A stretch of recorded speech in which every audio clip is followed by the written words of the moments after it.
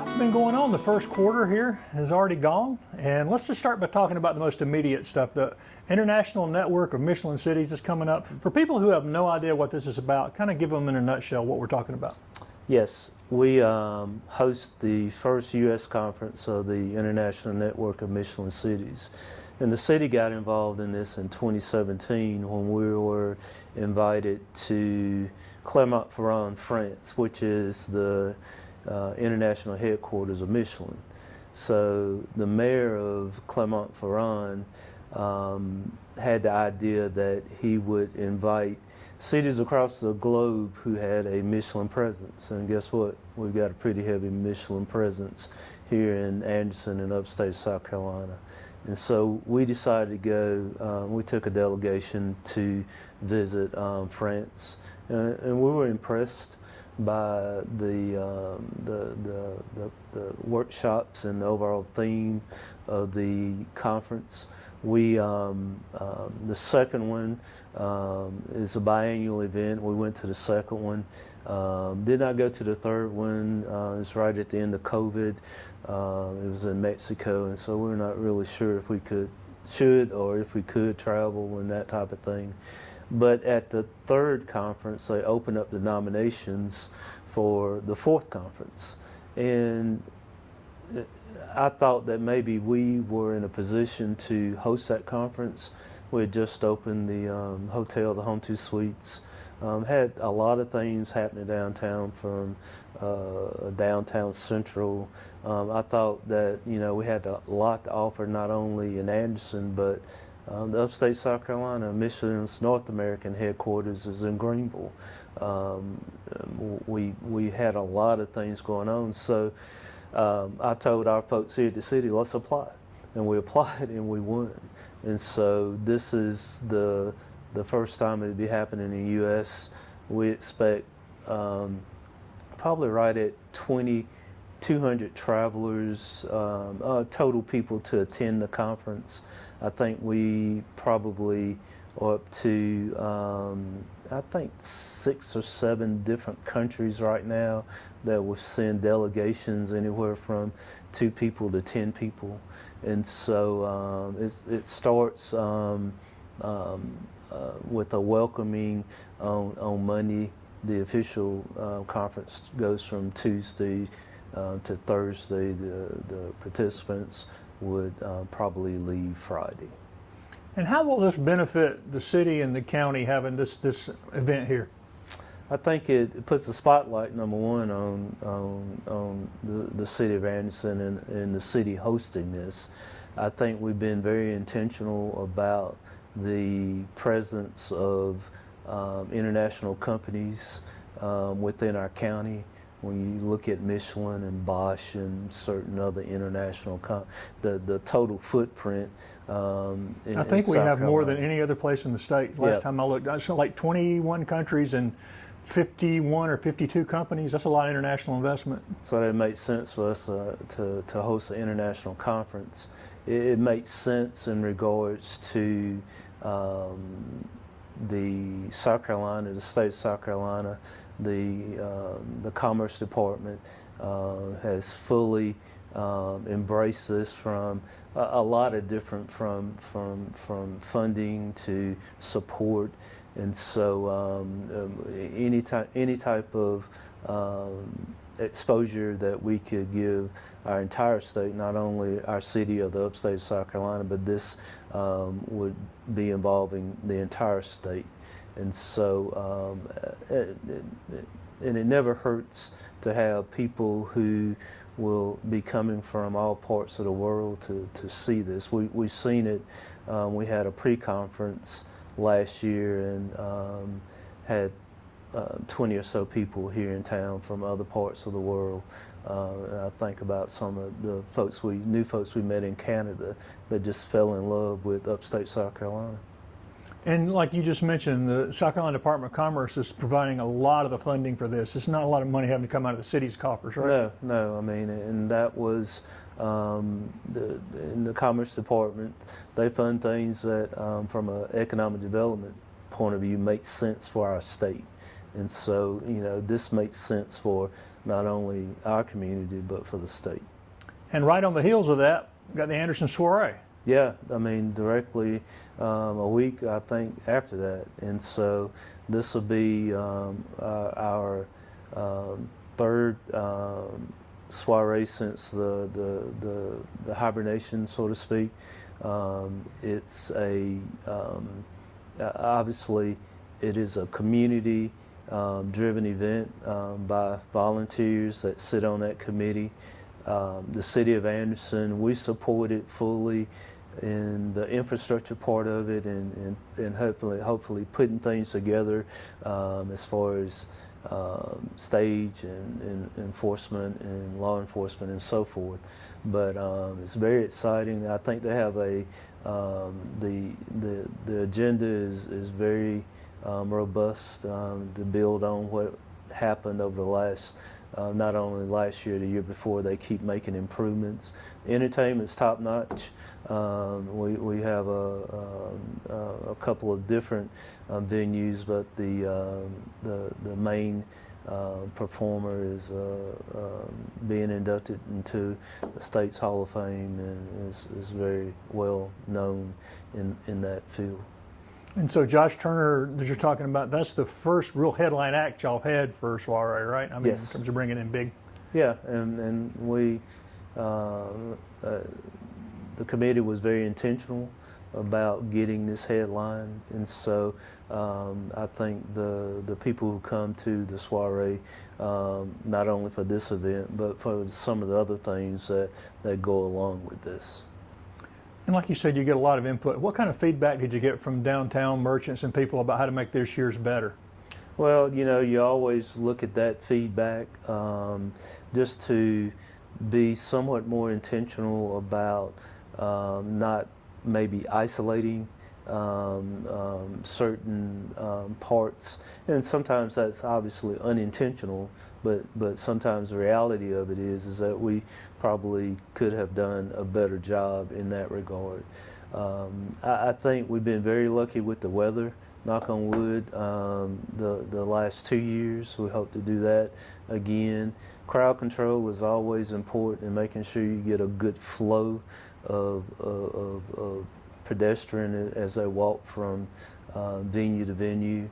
I think the committee itself has done a good job in reaching out to businesses as far as corporate sponsorship, and that's part of that deal too, where you hope to have a successful event.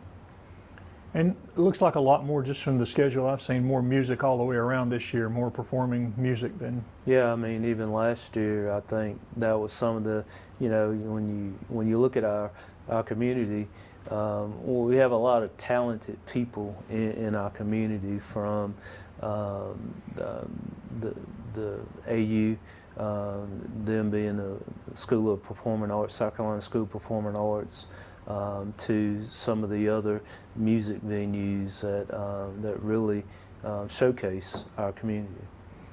And also, I think this is going to be in April. Are you going to break ground for the Linley Park project in April? That was discussed at council, I think. It was. We actually have started that process right now. If you go by the park, you notice that the construction company has fenced off the park.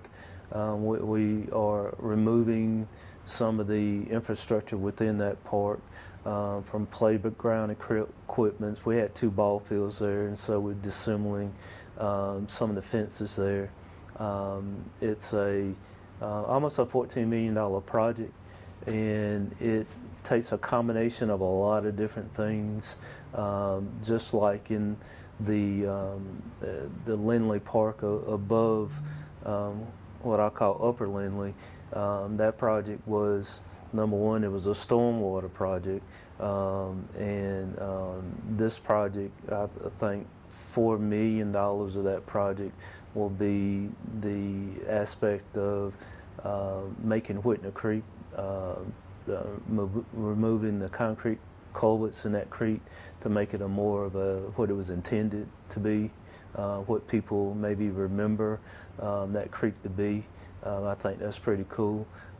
We spent a lot of time and effort asking kids what they wanted in playground equipment, and so I think that's going to be a really nice future. We even listened to the residents. I think one of the things that we heard was access to the park from the, I guess that would be the east side, the west side of Linley. That west area will have two pedestrian bridges that will allow them to get direct access to from the residents who live west of the park. They'll be able to come across. So a lot of good things. What's amazing about it, we walked around it. Me and my wife walked around it Saturday, and just the ball fields made it seem small, but the footprint is pretty large footprint, a green space footprint. So new restrooms, new pavilion, just going to be a really nice addition to our parks. A lot of like nature trails through there too, with explanations on the birds and the other things. It's educational as well, right? In that part of the. Yep, and we'll also continue the walkway and the pedestrian bike and walkway toward the rec center. If you look on the rec center side of Blakely Street, there's already a concrete walkway that we did when we built the new the multi-purpose ball fields on the lower part of that footprint. It's probably 300 yards, but hopefully that will be part of that connection, so you'll be able to start at the top of Linley Park and come all the way down to the rec center. And eventually we hope to move that bike and pedestrian parkway all the way down to B. Thompson Park and beyond. And better traffic flow is part of the plan as well? Yes. I forgot the we're removing the traffic light at Glenwood and North Avenue, and so that will become a roundabout, or more of a peanut about, but it should improve, because we end up with a pedestrian bike and pedestrian walkway, and we have to make it safer, and so it should improve the traffic flow and also provide safety for people who are walking through the park. One of the other ideas, now it hadn't been approved yet, council is going to revisit later, but was an idea to upgrade Caters Lake. Is there any more talk about that going on? Or? Yeah, I mean, we are concurrently looking at plans to update Caters Lake. And we've done some preliminary things. We don't have any renderings right now internally. It needs a facelift. It seems like everything comes back down to water and sewer. But in this particular part, there's been some erosion over the years in regards to just the water as it flows, and so we've got to correct that problem. And the lake will be, it's, if memory serves me right, I think I'm right on this, it's 100 years old, and we need to, and it's a centerpiece as you come into our town from that gateway of Greenville Street, Highway 81. And so we'll make a decision later on this fall whether or not we, in my mind, whether or not we do it in stages or whether or not we just go ahead and do it. So that depends on a lot of different factors. And one of the things that make all these possible is hospitality tax, correct? Yes, the hospitality tax makes that possible. Linley Park, we're using some of the American Rescue Plan dollars that we had available for the city. And anytime you have the hospitality dollars, pretty much a strong general fund that allows you to do these recreational activities, is always a good thing. And you mentioned the ball fields. One of the reasons you're able to do that without causing problems is there's new ball fields at the rec center. There's two. How many are down there? I get confused. There are a total of one that we use strictly for softball, and then we have 2 t-ball fields too. And so that would be a total of 4, 5, 6, 7, 8 fields that we use with parking available. And the reason that we're able to use to get rid of the ball fields at Linley Park is that we had created 2 more ball fields at the rec center complex. So now we have all the fields there at that one footprint at the rec center. When it's baseball season now, I'm not sure what else. Is it continuing to grow? The kids programs and all continuing to grow? Yeah, for sure. I mean, it's baseball season. Softball, obviously, is going on right now. The rec center, our membership is up year over year from a programming point of view, from just the exercise classes to weights to, so it's a facility that's really being used. Wish we had to build it bigger, but I would think at some point in time we will to expand that rec center. I think one of the things that we've always tried to work through would be the recreation master plan, and we ticked out a lot of things on that recreation master plan, have gotten to the end of somewhat that recreation master plan. So we've got to think about what we are trying to do this council for the next 10 years in regards to recreation. And one of the parks people kind of forget, because I don't think there's a connected piece of land to it, is Darwin Wright Park.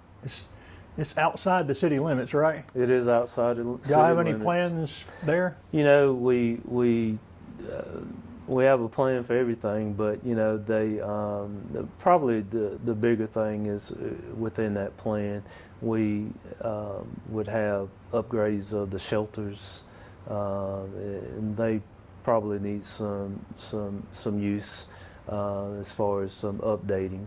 But a lot of people forget that was a gift to us from the Corps of Engineers, and it's not directly contiguous with the city limits, but it is a city park. And I think people have asked about kayak launches out there too. Is something possible? There's a lot of possibilities, I think, you know, and that's something that we'll have to do when we look at updating our recreation master plan. How about trails? Any more news on trails, or? You know, we continue to, outside of the trail to the rec center that I mentioned earlier, we continuously kind of look at our bigger bike and pedestrian trail. It's a big plan, and if you look on our website, you'll see it. I think probably there's some, you know, with the Rocky River Nature Park and tying that into certain areas. I think the East-West Parkway bike and pedestrian plan, those extensions to ANMED Health Center and to the Civic Center are big things, and that's just because of ACATS, our transportation committee, those funds coming from federal gas tax. But I think it's, if I have a plug here, it's a very, the paths that were connected, the 3 miles that were connected on either side of it from Main Street to Greenville Street are nice. I particularly like the wooded area as you connect behind the health campus. If you hadn't done that, you deserve to walk it or ride your bike. And it's being used more than I would have used. I thought it would be used, but you never see that trail without people on it. Yeah, I mean, you don't. I mean, and I see more and more people connecting from the Civic Center too. That's probably of the new connection, that bridge is probably the biggest bridge that was, I think we actually did 3 bridges to connect those trails, but that's a bridge that connects very nicely to the work that our county partners are doing with the Civic Center. And that stretch you were talking about, this wooded and comes out there, the city has approved new housing on that corner as well, right, on Harriet Circle? We have, yes. So let's just talk about housing in general. Yep. And I didn't look this up, but I do think it may have been the 1970s since we've seen this kind of building in Anderson. I don't know that we've seen this kind of. Oh, for sure, yeah. I wonder how many, do you have any idea how many houses are in the annexation part? Probably permitted, or not permitted. That would be, we just permitted 29 homes. Sometimes people think that when you have a footprint of 5,000 to 6,000 homes, they're all going to be built at the same time, and they'll be built in stages. But probably from planned development, things that where developers have told us that they're doing, probably about 5,000 homes, and they vary. I mean, I think probably the homes that are seeing more construction right now is at the Midway Crestview area, but they've broken ground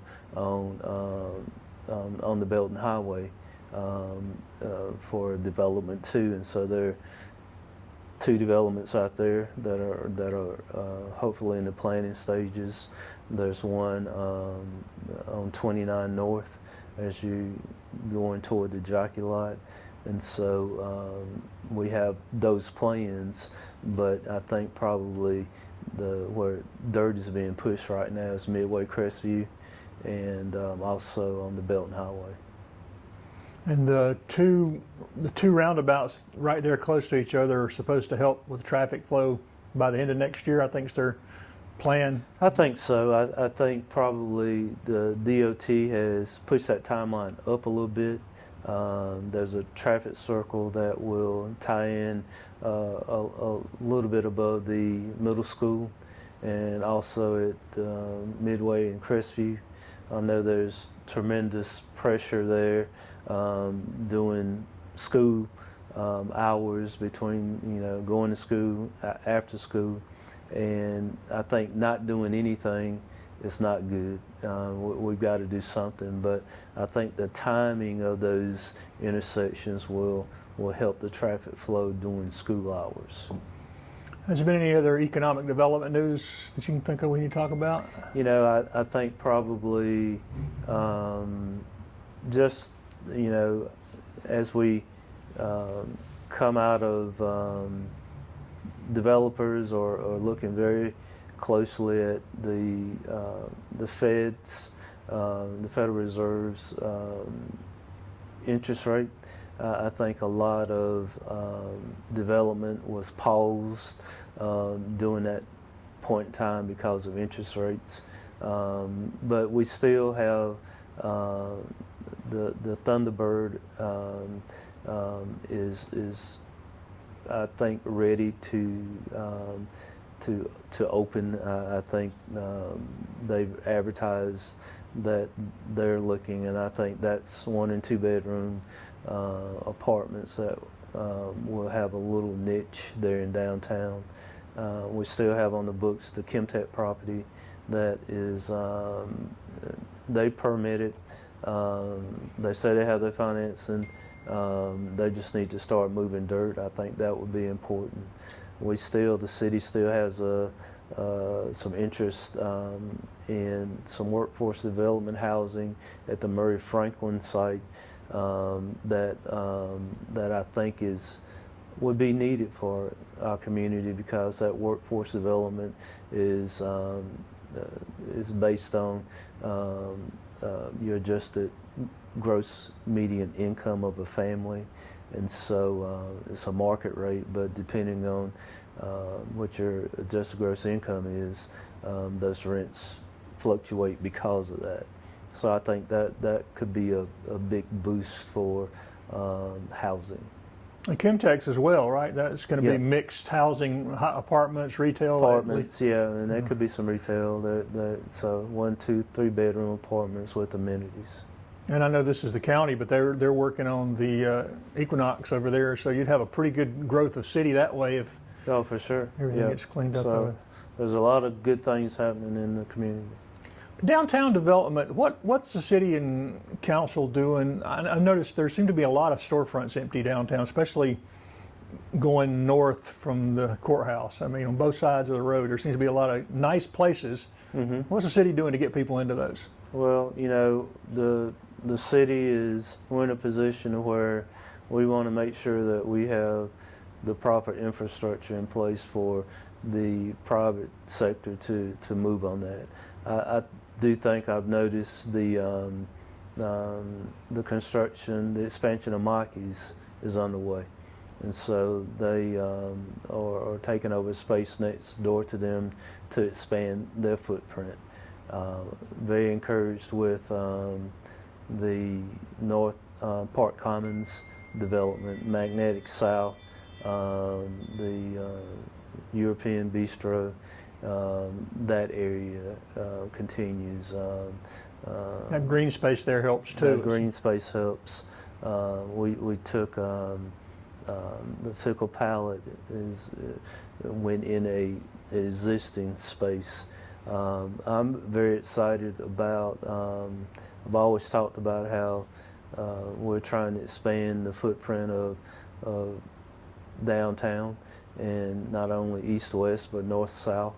I think the Anderson University moving their School of Engineering and the old SunTrust building would be a big boost to our downtown. Anytime you get students and faculty consistently walking in any place, that's going to drive more foot traffic and give more opportunities for the private sector to provide services to people who live there and work there. So a lot of good things going. I would think that there's more to come.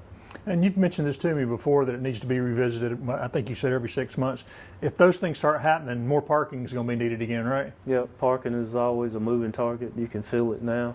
I think probably we do have some pressures on the north side of town with the new park and the retail in regards to that. Probably the best kept secret. We do have parking behind the furniture store and Glen Plumbing. Probably, I think, 30, 40 parking spaces behind that building. Behind Sonny's liquor store. It used to be Sonny's, but there's a space there. So I know there's a bakery. A new bakery coming there, that's coming there. Yeah. You know, Glazed bakery, I think. And so that's a good spot. There's the retail part of it, the new fitness store that sells fitness shoes. It's open up. That's the second location that they have, and they just partner with Scout Donuts to have a donut shop in the front part of that building. So that sells more running shoes if you sell. Well, you have you a donut run and come back then there. You eat, you know. So that sounds like my type of deal there. What about the bottom floor of the hotel? Is anybody looking into that? Because it's been empty still. It has been empty. I think probably again there's still, I think, from my point of view, a pushback a little bit on retail. You see it in larger cities where there's some restaurants that are going out of business, but there's some expansion. I think probably that space is class. It could be a great. Somebody asked me the other day, what does downtown Anderson need? And in my mind, I think we need wouldn't be stepping on anybody's toes downtown if we had an Italian restaurant. You know, that would be a good fit for that space. So I keep talking to the owners about, finding us somebody from that space. But I think it'll happen sooner than later. That's a lot going on. I think probably we have city election tomorrow. Councilman Rick Lockridge in Ward 6 is not running. We will probably after this state we'll have a new council member. It would either be Bryce Nevins or Greg Steele. Yep, I always forget Greg's last name. I think either one of them will do great. I hate to lose Rick.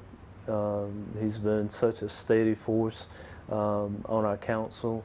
We've always been able to have council members with different expertise and experience, and I'll miss Rick was so level-headed and could see the big picture, and would be very passionate about making sure he protected all of our citizens, not only people that lived in his particular ward, but he always thought about the entire community. So be big shoes to fill, Rick Lockridge. Well, we'll catch up again in June. Sure, thanks.